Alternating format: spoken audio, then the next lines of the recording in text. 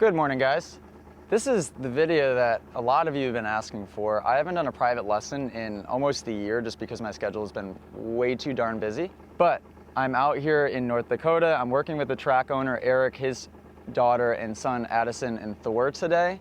And we got a private lesson video. Working on consistency of shifting, working on getting a double section out of a corner, and just trying to clean up basically consistency with the shifting, line choice, and just game plan overall. So pretty good video. Hopefully you guys can take away a thing or two from it. If you guys like these, I'm definitely going to plan to do more of them, and I might just put them all inside of the Moto Academy app. So if you guys want, click the link below to support the channel. Go to themotoacademy.com and subscribe to the Moto Academy Club. It's $15 a month. You guys have access to all the exclusive content in there. You can send in your riding footage to be analyzed. I do monthly giveaways where I choose a random winner, fly you in from anywhere around the world, and give you $1,000 for spending money. You get to train with me for a couple days, and we're gonna make that a regular thing, which is pretty awesome. And we're in the process of doing an extensive masterclass series for every single category of riding, all the way up to pro level. So we're gonna have hundreds and hundreds of masterclass videos in there in the next year, which is unreal. So for $15 a month, can't beat that. All of the money, all the income from that will go back into building this channel and continuing to just create the content for you. So without further ado, we have Thor and we have Addison out here in North Dakota. So private lesson, enjoy.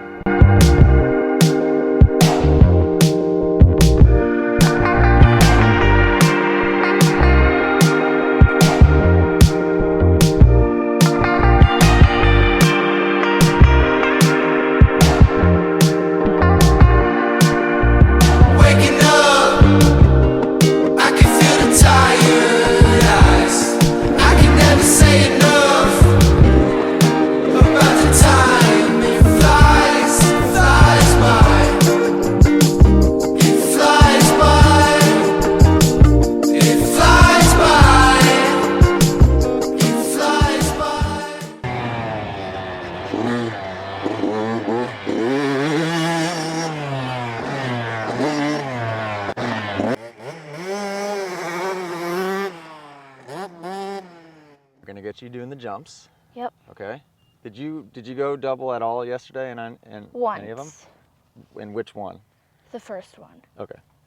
You're getting the doubles no problem, but we need to get you an upshift. Okay, so I think, are you hitting the turn in fourth and then just leaving it in fourth all the way down the straightaway, it sounds like? And by the time you get on that third double, you're revved out. So have you ever upshifted in the air? Yeah, I do all the time. Oh, you do? Okay, good. So you're gonna have to get an upshift on this first double.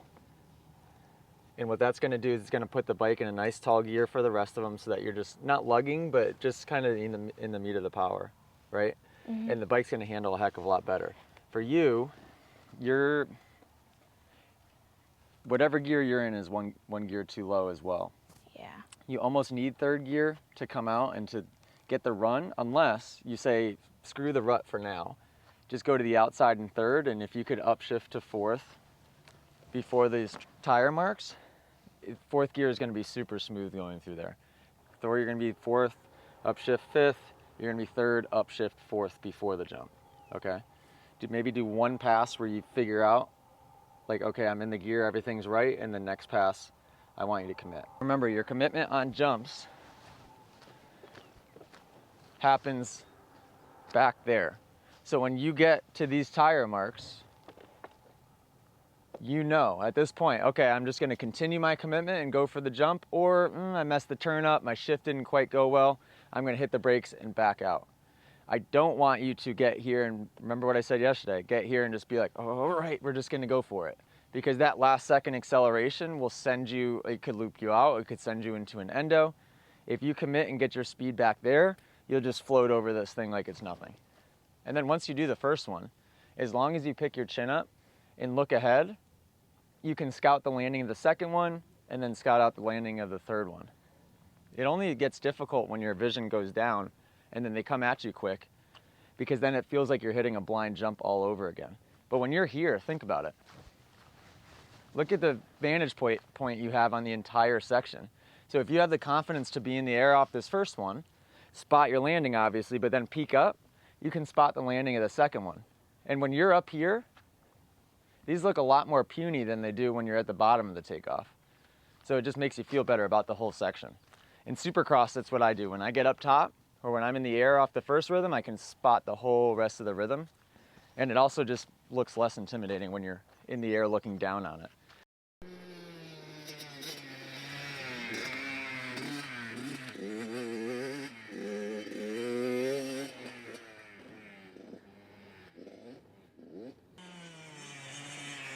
There you go, just commit to it. Just commit.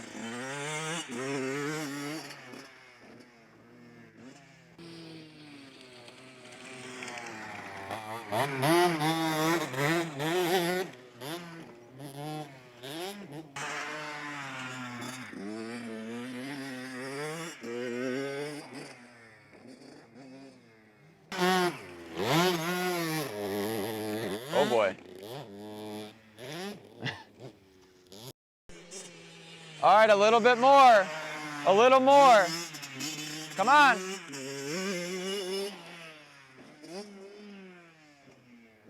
Neutral. Stopped myself, so I had to yeah, because sit you hit down. neutral. You are going down to, I don't even know what gear here. You're coming into this corner and you're just scrambling for downshifts. You should just get one downshift, fourth in the straightaway, downshift one gear to third for the corner, upshift one gear up. It's almost like you're going all the way down to first to reset, so then you can count them back up. Just make life simple. Fourth down the straight, one click down, third around the corner, one click up. The fact that you hit neutral there, oh boy, hold on there now. Oh geez. The fact that you hit neutral is crazy. You shouldn't be anywhere even close to first or second gear, right? You should be in fourth by that point. A good save, good thing you landed level. If you ever do hit neutral like that, I usually just try to pull the clutch in and just keep my head forward and stay as neutral as possible so that you can kind of just coast it out, which you basically did. One downshift to third, one upshift to fourth.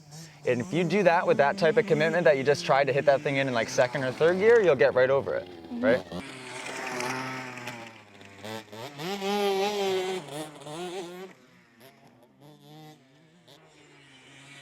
All right, just like last time, just like last time.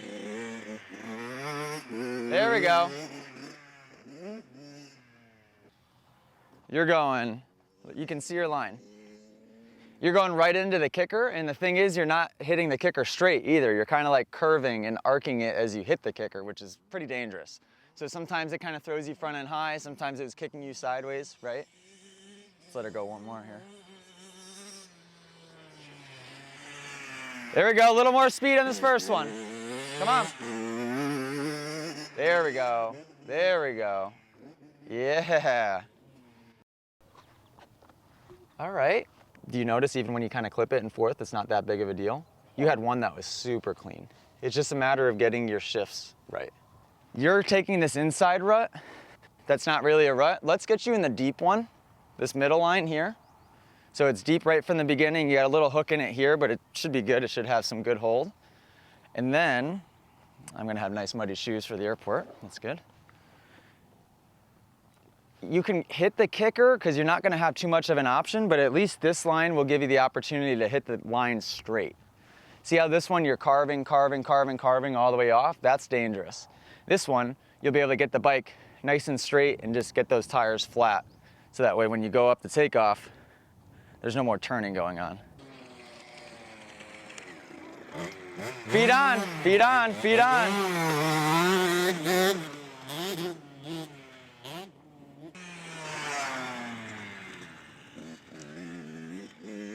Aye, aye, aye.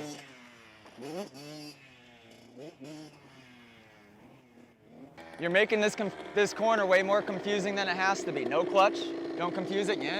Stop doing that and leave the feet on the whole time. You can get through this thing no problem, all right? No clutch, feet on. One downshift, one upshift. There we go.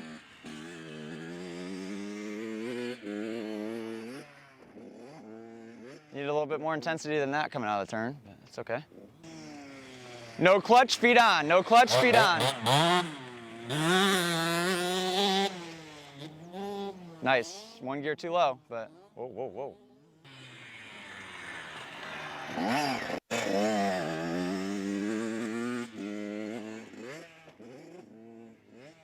Addison and Thor, both of you guys I need to give you homework, I think.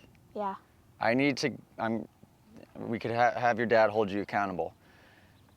Blank piece of paper, blank piece of paper. You guys need to draw the track layout, draw where the jumps are, and then tell me where your shifting points are and what gear you're going into.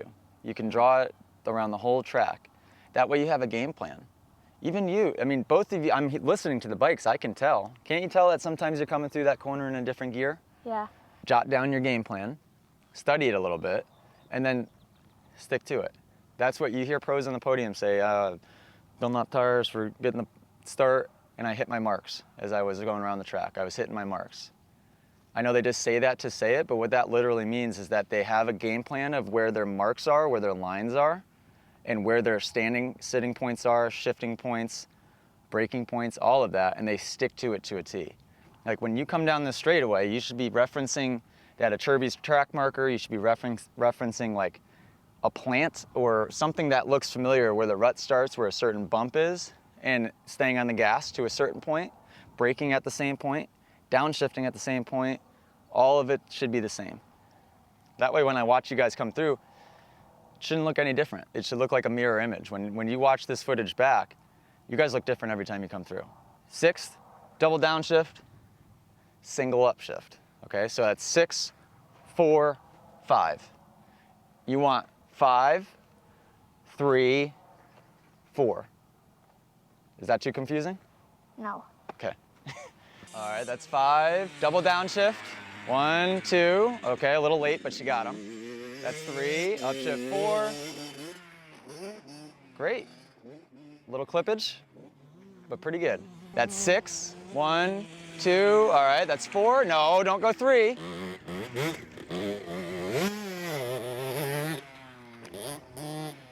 I think what he doesn't realize, holy kicker, is that bike will create power in fourth. I think he thinks it needs to sound like it's screaming the whole time when that's not true. Just like last time, that was perfect. Double downshift. No, not 3.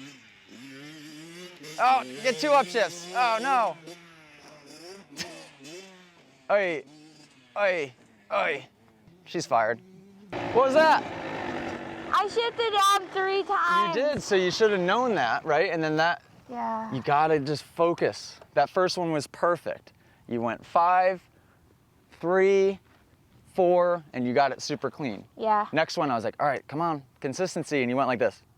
And I'm like, no. 3 downshifts, and then you single upshift, which just puts you a gear too low for the jumps. This bike, with how tiny you are, will create power in 4th gear in that turn. Don't feel like you have to pull the clutch in, because all that did was kill your momentum mid-turn. Give me some freaking consistency, all right? Double downshift, also do it a little early.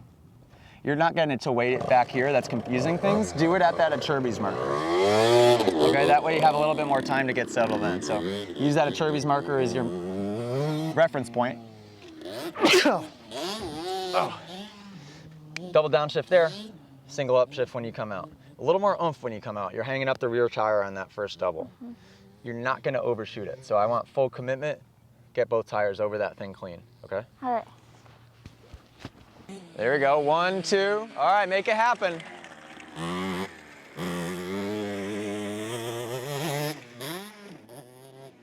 See, it might not sound as aggressive, but that works. It's nice and smooth. Teach them how to carry momentum instead of clutching it everywhere. A little harder out of the turn, you got it.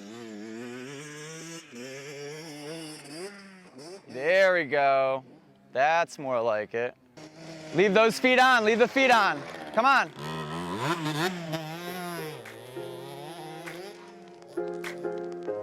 Subscribe to the channel.